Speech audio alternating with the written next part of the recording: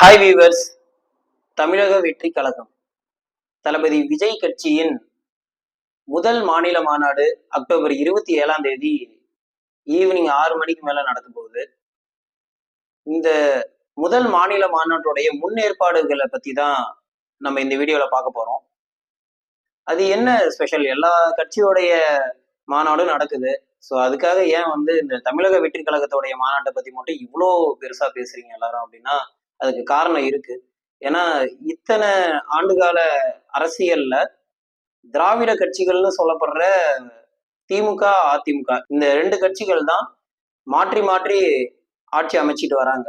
இதுக்கு ஒரு மாற்று கட்சியா தமிழக வெற்றி கழகம் உருவெடுக்குமா அப்படிங்கிறது தான் அனைவருடைய எதிர்பார்ப்புமா இருந்துட்டு இருக்கு.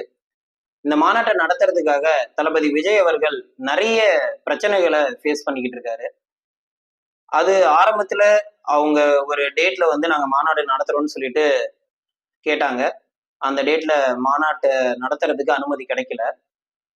அதுக்கப்புறம் 2 லொகேஷன்ல கேட்டிருந்தாங்க. அந்த லொகேஷன்லயுமே அனுமதி மறுக்கப்பட்டது. அதன் பிறகு இந்த அக்டோபர் 27 ஃபைனலைஸ் பண்ணப்பட்டிருக்கு. ரெண்டாவது இந்த விக்கிரவாண்டி பிளேஸ்ல மாநாட்டை நடத்திக்கிறதுக்கான அனுமதியும் கொடுத்துருக்காங்க. ஸோ இந்த மாதிரி ஒரு மாநாட்டை நடத்துறதுக்கே இனிஷியலா நிறைய சவால்களை ஃபேஸ் பண்ணியிருக்காங்க. இதை தாண்டி இப்ப இந்த வேலைப்பாடுகள்லாம் எப்படி போய்கிட்டு இருக்கு அப்படின்னா, காவல்துறை தரப்புல இருந்து நிறைய கேள்விகள் முன்வைக்கப்பட்டிருந்தது. அதுக்கான ஒரு தீர்வா இப்ப அவங்க நிறைய ஸ்டெப்ஸை எடுத்திருக்காங்க.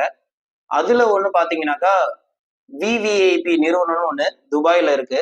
ஸோ அவங்க விவிஐபிஸ் யார் யாரெல்லாம் வராங்களோ அந்த மாதிரியான ஈவெண்ட்ஸ் எல்லாம் ஸ்பெஷலா ஹேண்டில் பண்ணியிருக்காங்க. இந்த ஈவெண்ட் மேனேஜ்மெண்ட்டை அவங்க பெட்டரா ஹேண்டில் பண்ணுவாங்க அப்படிங்கிறத பெருசா எதிர்பார்க்கப்படுது. ஸோ எப்படி அவங்க ஹேண்டில் பண்ண போறாங்க அப்படின்னா, கிட்டத்தட்ட ஒரு 500 சிசிடிவி கேமரா அந்த விக்கிரவாண்டியில நடக்கக்கூடிய அந்த மாநாடு நடக்கக்கூடிய பிளேஸ்ல கிட்டத்தட்ட ஒரு 500 சிசிடிவி கேமரா அவங்க வைக்கிறதுக்கு பிளான் பண்ணியிருக்காங்க. இந்த மாநாடு நடக்கக்கூடிய ஏரியா பாத்தீங்கன்னா ஆல்மோஸ்ட் லைக் அரௌண்ட் 80 ஏக்கர்ஸ், 80 ஏக்கருக்கு மேல நிலப்பரப்பை இந்த மாநாட்டுக்காக யூஸ் பண்ண போறாங்க.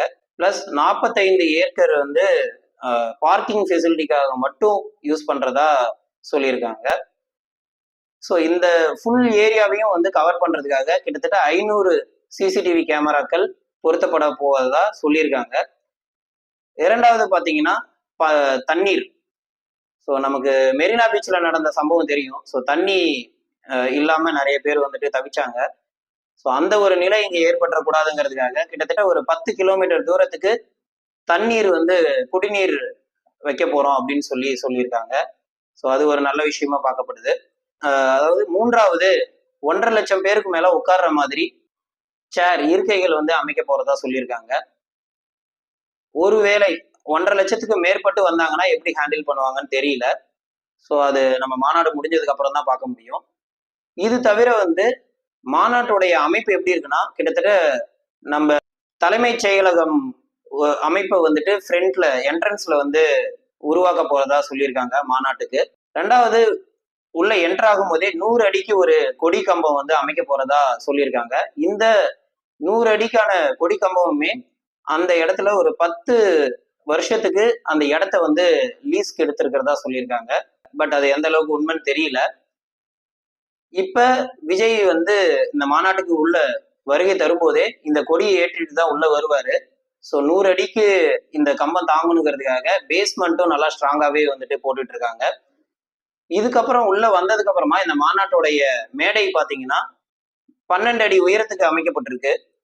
ஸோ தட் யாராவது கீழே இருந்து அத்துமீறி மேலையில இருக்க விஐபிஸை தொடணும்னு நினைச்சாலோ ஸோ அதுக்கான ஒரு எச்சரிக்கை நடவடிக்கைக்காக 12 அடி உயரத்துக்கு மேல மேடையை அமைச்சிருக்காங்க. இது தவிர ரேம்ப் அமைச்சிருக்காங்க. ரேம்ப் என்னன்னா, ஒரு கான்செப்ட் நடக்குது. இப்ப நம்ம நிறைய இந்த மியூசிக்கல் கான்செப்ட்ஸ் எல்லாம் பார்த்துருக்கோம். அதுல பாடகர்கள் ஃப்ரண்ட்ல கொஞ்சம் தூரம் பாடிட்டு போவாங்க. So that wide set of ஆடியன்ஸை கவர் பண்ண முடியும். அவங்களுமே அவங்க வந்த அந்த நோக்கம், அந்த எதிர்பார்ப்பு அவங்களுக்கும் திருப்தியா இருக்கும். அந்த கான்செப்ட்க்கு வந்த ஒரு ஃபுல்ஃபில்மெண்ட் கிடைக்கும். அதுக்காக வந்துட்டு அந்த ரேம்ப் வாக் போவாங்க. அதே போலவே மக்களுக்கு இருக்கையை அமைச்சிருக்காங்களா, அந்த எண்டு வரைக்குமே வந்துட்டு இந்த ரேம்ப் வாக் வந்து பொருத்தப்பட்டிருக்கு. 12 அடி உயரத்துல ரேம்ப் அமைச்சிருக்காங்க. அதுக்குமே வந்து தடுப்பு வேலிகள் அமைக்கப்பட்டிருக்கு. ஸோ தட் வந்துட்டு அங்க விஐபிஸ் யாராவது வந்துட்டு போய் பேசினாலோ, தளபதி விஜய் அவர்கள் பேசினாலுமோ அவர் மேல வந்துட்டு யாரும் எந்த தாக்குதலும் நடத்தாத இருக்கிற அளவுக்கு ஒரு முன்னெச்சரிக்கை ஏற்பாடுகள்லாம் எடுத்திருக்காங்க. இது ஒரு பக்கம் இருக்கு. இப்ப அந்த சுத்தி இப்ப ஒரு மாநாடு வந்து நடக்குது அப்படின்னா அங்க என்ன மாதிரியான சேலஞ்சஸ் எல்லாம் இருக்கும் அப்படின்னாக்கா, அஃப்கோர்ஸ் ஒரு மாநாடுனாவே வந்து ட்ரிங்க்ஸ் அது வந்து எந்த தலைவர்களும் விரும்ப மாட்டாங்க. பட் ஆனா அது யூஸ்வலா ஒரு சிலர் வந்துட்டு வரும்போது ட்ரிங்க் பண்ணிட்டு வருவாங்க, இல்ல அங்கேயே கூட வாங்கிட்டு வந்து ட்ரிங்க் பண்ணுவாங்க.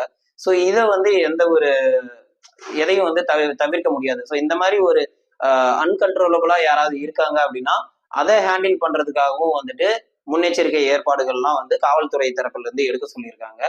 இதற்கான ஒரு முன்னோட்டமாக சேலத்துல தமிழக வெற்றி கழகத்துடைய பயிலரங்கம் நடைபெற்றது. இதுல பேச்சாளர் திரு ராஜ்மோகன் அவர்களும் ஜேர்னலிஸ்ட் ஐயநாதன் அவர்களும் பேசியிருந்தாங்க. அவங்க பேசுனதை பார்க்கும்போது அவங்களுமே தமிழக வெற்றி கழகத்துல இணைஞ்சிட்ட மாதிரி தான் இருந்தது. ஏன்னா திரு ராஜ்மோகன் அவர்கள் நேரடியாவே வந்து திமுகவையும் அதிமுகவையும் டார்கெட் பண்ணியே பேசியிருந்தாரு. ஸோ அதுல இருந்து நமக்கு நல்லா வெளிப்படையா தெரியுது திரு ராஜ்மோகன் அவர்கள் தமிழக வெற்றி கழகத்துல இணைஞ்சிட்டாரு அப்படின்னு. ஸோ இது ஃபர்ஸ்ட் அந்த பயிலரங்கத்துல பார்க்கும்போதே வந்து நமக்கு என்ன தோணுது அப்படின்னா, ஓகே தமிழக வெற்றி கழகம் ஒரு சில ஆலோசனைகள்லாம் பெற்று இந்த மாதிரி வந்து நம்மளுடைய கழகத்தை வந்து முன்னெடுத்து கொண்டு போகணும், இந்த மாதிரியான ஒரு பேச்சாளர்கள் நம்ம கிட்ட இருக்கணும், ஸோ தட் வந்து மக்களை வந்து நம்ம பக்கம் கவர்றதுக்கு இவங்க ஒரு ஊந்துகோலா இருப்பாங்க அப்படிங்கிற ஒரு தொலைநோக்கு பார்வையோட தான் அவங்க வந்துட்டு இதெல்லாம் பண்ணிக்கிட்டு இருக்காங்க. இதுல 7000த்துக்கும் மேற்பட்ட வாலண்டியர்ஸை இன்வால்வ் பண்ணியிருக்காங்க அந்த கூட்டத்தை வழி நடத்துறதுக்காக. இது மட்டும் இல்லாம மருத்துவர்கள் 150க்கும் மேற்பட்டு அங்க இருப்பாங்க மக்களுக்கு அந்த அவசர கால உதவிக்காக. ஆம்புலன்சஸ், ஃபயர் என்ஜின்ஸ், இது எல்லாமே வந்துட்டு அங்க அவசர கால உதவிக்காக அங்க நிறையவே வந்து ப்ரொவைட் பண்ண போறாங்க. ஸோ இந்த மாநாட்டுடைய திடல் எப்படி அமைக்கப்பட்டிருக்கு அப்படின்னா, ஒவ்வொரு தொகுதி வாரியா பார்ட்டிஷன் பண்ணியிருக்காங்க. பிளஸ் ஜேர்னலிஸ்டுக்கு தனியா ஒரு பார்ட்டிஷன் கொடுத்துருக்காங்க. ஒரு சில விஐபிஸ்களும் உட்கார்ற மாதிரி ஃப்ரண்ட்ல ஒரு பார்ட்டிஷன் கொடுத்துருக்காங்க. இந்த மாதிரியான ஒவ்வொரு பார்ட்டிஷன்லயும் வந்துட்டு ஒவ்வொரு தொகுதி மக்களையும் அமர்த்துறதுக்காக பிளான் பண்ணியிருக்காங்க. இதை வழிநடத்துறதுக்காக ஒவ்வொரு தொகுதியில இருந்தும் 7 பேரை நியமிச்சிருக்காங்க. இந்த 7 பேரும் வந்து இப்போதைக்கு அந்த தொகுதியோடைய தலைமைன்னு நம்ம சொல்லிட முடியாது, தற்காலிகமா நியமிச்சிருக்காங்க. இப்ப இந்த கொள்கைகள் இதை எல்லாத்தையும் வந்து அவங்க ஃபைனலைஸ் பண்ணிட்டு அதுக்கப்புறமா தான் வந்து அந்தந்த தொகுதி நிர்வாகிகளை நிரந்தரமா வந்து செலக்ட் பண்ணுவாங்க. இதுல இன்னும் வந்து நிறைய சேலஞ்சஸ் தமிழக வெற்றி கழகத்துக்கு இருக்கு. என்னன்னா, அந்த விக்கிரவாண்டி மாநாட்டுக்காக ஒதுக்கப்பட்டிருக்க இடம் பாத்தீங்க அப்படின்னா ஒரு வயல்வெளி. அந்த வயல்வெளியில வந்து நிறைய கிணறுகள்லாம் இருக்கு. கிட்டத்தட்ட இந்த மாநாட்டுடைய சரௌண்டிங்ஸ்ல ஒரு 6 கிணறு கிட்ட இருக்கு போல. ஸோ இதுக்கு வந்து என்ன மாதிரியான எச்சரிக்கை நடவடிக்கைகள் எடுக்க போறீங்கன்னு சொல்லிட்டு காவல்துறை தரப்புல இருந்து கேட்டிருக்காங்க. அந்த 6 கிணறையும் வந்துட்டு மூடணும்னு சொல்லியிருக்காங்க. பட் இப்போதைக்கு வந்திருக்க அப்டேட் படி பாத்தீங்கன்னா ஒரு கிணறை மட்டும்தான் மூடியிருக்காங்க. அது சென்டர் ஆஃப் த மாநாட்டு திடலுக்குள்ளேயே இருக்கு. அதனால அதை இப்போதைக்கு வந்து மூடியிருக்காங்க. இது இல்லாம சரௌண்டிங்ஸ்ல அந்த மாநாட்டு திடலுக்கு பக்கத்துல இருக்கக்கூடிய ஒரு சில கிணறையும் வந்து மூடணும்னு சொல்லி காவல்துறை தரப்புல இருந்து சொல்லியிருக்காங்க. பட் இன்னும் 5 நாட்கள் இருக்க நிலையில அவங்க எப்படி மூட போறாங்க என்னன்னு நமக்கு தெரியல. இந்த மாநாட்டு திடலுக்கு அப்படியே பின்னாடி பாத்தீங்க அப்படின்னா ஒரு ரயில்வே ட்ராக் போய்கிட்டு இருக்கு. அந்த ரயில்வே ட்ராக் அங்க போறதுக்கும் வந்துட்டு ஒரு பாதுகாப்பு கருதி வேலி அமைக்க சொல்லியிருக்காங்க காவல்துறை தரப்புல இருந்து. இந்த வேலி அமைக்கும் பணியும் வந்துட்டு நடந்துட்டு தான் இருக்கு. கிட்டத்தட்ட ஸோ அந்த மாநாட்டு திடலை சுத்தி ஒரு வேலி மாதிரி அமைச்சிட்டு இருக்காங்க. அந்த மாநாடு நடைபெற அன்னைக்கு தான் நமக்கு தெரியும் எந்த மாதிரியான முன்னெச்சரிக்கை நடவடிக்கைகள் முழுமையா வந்து இதுல கம்ப்ளீட் பண்ணியிருக்காங்க அப்படிங்கிறது நமக்கு அன்னைக்கு தான் தெரியும். பட் ஸ்டில் இருந்தாலுமே நிறைய சேலஞ்சஸை வந்து தமிழக வெற்றி கழகத்தை சார்ந்த தளபதி விஜய் அவர்கள் ஃபேஸ் பண்ணிட்டு இருக்காருன்னு தான் சொல்லணும். ஏன்னா அவங்களுக்கு ஆல்ரெடி நிறைய திராவிட கட்சிகளா இருக்கட்டும், இல்ல இதுக்கு முன்னாடி வந்து நிறைய கட்சிகள் மாநாடு போட்டிருக்காங்க. அந்த ஒரு மாநாட்டு திடல் நடத்தக்கூடிய அந்த ரெகுலர் பிளேஸை வந்து இவங்களுக்கு ப்ரொவைட் பண்ணியிருந்தா இப்ப இவங்களுக்கு நடந்துகிட்டு இருக்க நிறைய பணச்செலவு வந்து மிச்சமாயிருக்கும்னு தான் சொல்லணும். ரெண்டாவது, இந்த பாதுகாப்பு அம்சங்கள் காவல்துறை தரப்புல இருந்து கேட்கப்படுது. அதுக்கு அவங்க கேட்ட அந்த மாநாட்டு திடலையே வந்து அவங்க கொடுத்திருந்தாங்க அப்படின்னாக்கா பாதுகாப்பு மக்களுக்கு தானாவே கிடைச்சிருக்கும். ஏன் இதுல இந்த பார்ஷியாலிட்டி பாக்குறாங்கன்னு தெரியல. அப்கோர்ஸ் தளபதி விஜய் அவர்கள் பாலிடிக்ஸ்ல வந்துட்டா பல கட்சிகளுக்கு இது வந்து போட்டியா அமையுங்கிறதுக்காக கூட இருக்குன்னு சொல்லிட்டு எல்லாருமே சொல்றாங்க. இதுல இந்த மாநாட்டு திடல்ல சாலை அமைச்சிருக்காங்க. சாலை வந்து எப்படி அமைச்சிருக்காங்கன்னா, உள்ள வரவங்களுக்கு ஒரு ஒரு பக்கம் வந்துட்டு சாலை அமைச்சிருக்காங்க. அதே போலவே மாநாட்டு திடல்ல இருந்து வெளியே போகணும்னு நினைக்கிறவங்களுக்கு இன்னொரு பக்கமா வந்து எக்ஸிட் ரோடு வந்து அமைச்சிருக்காங்க.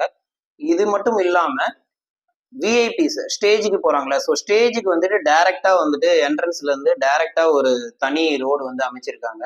இதுவுமே வந்துட்டு காவல்துறை தரப்புல இருந்து கேட்கப்பட்டிருந்தது. அதை அவங்க வந்து இப்போதைக்கு ஃபுல்ஃபில் பண்ணிட்டாங்க.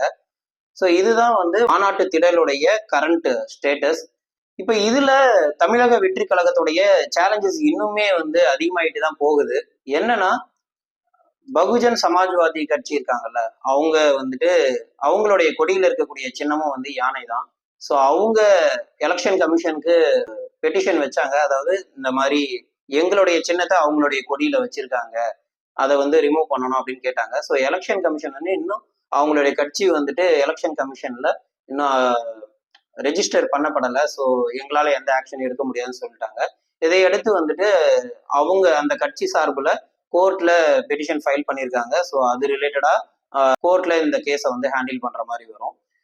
இது இல்லாம இந்த அக்டோபர் 27 இன்கேஸ் ஒருவேளை மழை பெஞ்சுது அப்படின்னாக்கா அங்க அந்த மாநாடு வந்து எப்படி நடைபெறும், அதுக்கான முன்னெச்சரிக்கை ஏற்பாடுகள்லாம் இவங்க எப்படி எடுத்திருக்காங்க. ஸோ அங்க இருக்கிறவங்களுக்குலாம் வந்துட்டு ஷெல்டர் வந்து எப்படி ப்ரொவைட் பண்ண போறாங்க, பந்தல் அமைக்க போறாங்களா, கிட்டத்தட்ட 1.5 லட்சம் இருக்கைகள் வந்து பிளான் பண்ணியிருக்காங்க. அப்படிங்கிறப்ப அவ்வளோ சரௌண்டிங்ஸ்க்கு வந்துட்டு அவங்க வந்து பந்தல் அமைக்க முடியுமா, ஸோ அதுக்கான பிளான் வந்து இவங்க என்ன வச்சிருக்காங்க, ஸோ இதை பத்தியெல்லாம் நமக்கு எதுவும் தெரியல. அந்த மாநாடு நடக்கக்கூடிய அன்னைக்கு தான் வந்து நம்மளால எதுவுமே வந்து உறுதியா சொல்ல முடியும். ஸோ இப்ப தமிழக வெற்றி கழகத்தை பத்தி மக்கள் என்ன நினைக்கிறாங்க அப்படின்னா, ஒரு சிலர் வந்து தளபதி விஜய் அவர்களுக்கு சினிமால பணம் சம்பாதிக்கிறது பத்தாம அரசியலுக்கு வந்துட்டாரு, ஸோ இங்க வந்து நிறைய பணம் சம்பாதிக்கலாம் அப்படிங்கிற ஒரு ஆசையில வந்திருக்காரு அப்படின்னு ஒரு தரப்பு சேர்ந்தவங்க சொல்றாங்க. ஒரு தரப்பை சேர்ந்த மக்கள் வந்து என்ன சொல்றாங்கன்னா, தளபதி விஜய் அவர்களுக்கு ஒரு படத்துக்கே வந்து கிட்டத்தட்ட 200 கோடிக்கு மேல சம்பளம் வாங்குறாரு. அவருக்கு வந்துட்டு ஒரு படம் நடிச்சாவே 200 கோடி கிடைக்குது. ஒரு 5 வருஷத்துல கிட்டத்தட்ட அவர் வந்து ஒரு 2000 கோடி கிட்ட சம்பாரிச்சிருவாரு படம் நடிச்சாவே. அப்படிங்கிறப்ப அந்த 2000 கோடியை வந்துட்டு அவர் இங்க அரசியல்ல வந்துதான் கொள்ளையடிக்கணும்னு அவசியம் இருக்காது அப்படின்ற மாதிரியும் ஒரு தரப்புல சொல்றாங்க. ஸோ அது உண்மையாலுமே அவர் அரசியலுக்கு வந்து அந்த ஆட்சியில ஒரு பொறுப்புல வந்து அமரும் போதுதான் அவர் எப்படிப்பட்டவர்னு நமக்கு தெரிய வரும். தளபதி விஜய் அவர்கள் வந்து கட்சியில ஒரு பொறுப்பு வகிக்கணும் அப்படின்னாக்கா யார்கிட்டயும் வந்து பணம் வாங்கக்கூடாதுங்கிறத சொல்லியிருக்காரு கட்சி ஆரம்பிச்சப்பவே. அது தமிழக வெற்றி கழகத்துக்கு யார் வந்து வந்தாலும் நாங்க வந்து பொறுப்பு கொடுக்கறதுக்கு தயாரா இருக்கோம், பதவி கொடுக்கறதுக்கு தயாரா இருக்கோம் அப்படின்னு தமிழக வெற்றி கழகத்துடைய பொதுச் செயலாளர் திரு ஆனந்த் அவர்களும் சொல்லியிருக்காரு. இது இப்படியே வந்து கடைநிலை நிர்வாகிகள் வரைக்கும் வந்துட்டு பின்பற்றப்படுதாங்கிறது தளபதி விஜய் அவர்களும் திரு ஆனந்த் அவர்களும் உறுதி செய்யணும். ஏன்னா ஒரு சில இடங்கள்ல தளபதி விஜய் அவர்களுடைய ரசிகர்களே விரக்தியில பேசுறாங்க.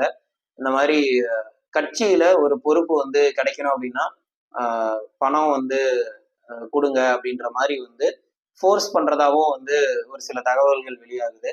ஸோ இதை பத்தி வந்துட்டு இந்த ஆரம்ப காலத்திலேயே கொஞ்சம் ஃபோக்கஸ் பண்ணி பார்த்தாங்கன்னா தமிழக வெற்றி கழகத்தோடைய வளர்ச்சிக்கு இது ஒரு பின்னடைவா இருக்காதுங்கிறது என்னுடைய தாழ்மீக கருத்து. தளபதி விஜய் அவர்கள் இப்ப ரீசெண்டா ஒரு அறிக்கை விட்டிருக்காரு. அதுல என்ன சொல்லியிருக்காருன்னா, கர்ப்பிணி பெண்கள், சிறுவர் சிறுமிகள், நீண்ட நாளா உடல்நிலை குறைவா இருக்கவங்க, இந்த மாதிரி நிறைய பேர் வந்து மாநாட்டுக்கு வரணும்னு ஆசையோட இருப்பாங்க. ஸோ அவங்களெல்லாம் வர வேணாம்னு சொல்லிட்டு ரெக்வெஸ்ட் பண்ணியிருக்காரு.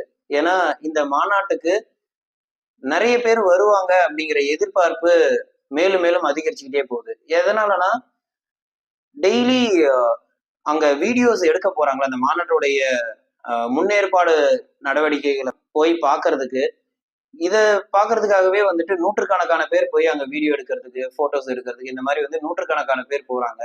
பந்தல் கால் நடும்போது வந்துட்டு ஆயிரக்கணக்கான பேர் வந்து திரண்டு இருந்தாங்க. பயிலரங்கத்தப்ப ஆயிரக்கணக்கான பேர் வந்து திரண்டு இருந்தாங்க. ஸோ இந்த மாதிரி ஒவ்வொரு தமிழக வெற்றி கழகத்தின் நிகழ்ச்சியின் போதும் வந்து மக்கள் கூட்டம் அதிகமாவே வந்துட்டு இருக்கு. அப்படிங்கிற பட்சத்துல மாநாட்டுக்கும் நிச்சயமா அதிகமான எண்ணிக்கையில கூட்டம் வந்து வருங்கிறது எதிர்பார்க்கப்படுகிறது. ஏன்னா இது கட்சியை சார்ந்தவங்க மட்டும் இல்லாம தளபதி விஜய் அவர் வந்து ஒரு ஆக்டர், ஸோ லீடிங் ஆக்டர் அப்படிங்கிறதுனால விஜயை வந்து பார்க்கறதுக்காகவே நிறைய பேர் வருவாங்க. இதனாலேயே ஸோ அந்த கூட்டத்துல உடல் நலம் சரியில்லாதவங்க இருந்தாங்க அப்படின்னா அவங்களால வெளியேறதுக்கோ இதெல்லாம் வந்து கொஞ்சம் சிரமமா இருக்குங்கிறதுக்காக தளபதி விஜய் அவர்கள் ரெக்வஸ்ட் வச்சிருக்காங்க, இந்த மாதிரி நீங்க எல்லாம் வர வேண்டாம் அப்படின்னு சொல்லிட்டு. ஸோ இதை ஃபாலோ பண்ணிட்டு நீங்களுமே கொஞ்சம் முன்னெச்சரிக்கையா இந்த மாநாட்டை அவாய்ட் பண்ணீங்கன்னா நல்லா இருக்கும். அஃப்கோர்ஸ் விஜயோடைய மாநாட்டை பார்க்கணும்னு நிறைய பேருக்கு ஆர்வம் இருக்கும். இருந்தாலுமே அவருடைய வேண்டுகோளையும் கொஞ்சம் ஏற்று நீங்க கொஞ்சம் வராத இருந்துக்கலாம். உங்களுக்கு ஒரு மக்களா, ஒரு சாதாரண மக்களா உங்களுக்கு தமிழகத்துடைய இந்த புதிய கட்சி எந்த அளவுக்கு வந்து ஒரு சப்போர்ட்டிவா இருக்கும்னு நினைக்கிறீங்க? தளபதி விஜய் அவர்களினுடைய இந்த அரசியல் பயணம் எப்படி இருக்க போகுதுன்னு நீங்க நினைக்கிறீங்க? அதை வந்து மறக்காம கமெண்ட் பண்ணுங்க. See you in next video.